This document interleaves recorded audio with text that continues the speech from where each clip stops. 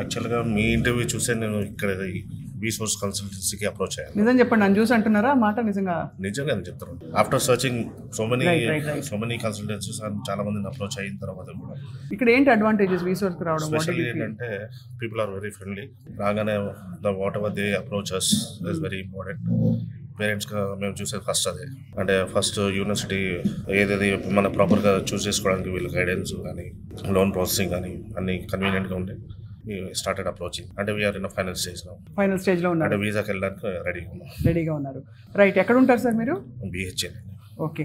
And మీరు అంటే ఇక్కడికి వచ్చాక మీకు దాదాపు each step by step guidance దొరికిందని చెప్పచ్చు. Each and everything. ఎంత లోన్ శాంక్షన్ అయింది సార్ మీకు? 40 lakhs. 40 lakhs అవుతుందండి. అంటే అక్కడ ఉండడానికి మొత్తం అంతా కలిపి ఇంక్లూడింగ్ మంత్లీ ఎక్స్పెన్సెస్ కానీ అంటే food expenses all together including. Did you have to give any collateral? No collateral. Without any collateral we got it. అదే ఇప్పుడు ఎలా ఉందంటే అర్జెంట్గా మనం లోన్ తీసేసుకోవడానికి ఇది బాగుంది కదా, చదువుకోవడానికి అనిపిస్తుంది. అంత బాగుంది. వండర్ఫుల్ అండి. Very very happy for you. As a parent how do you feel అండి?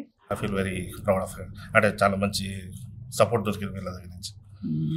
40 days బ్యాక్ అనుకుంటాను నేను అప్రోచ్ అయ్యాను. With in 40 days all got through.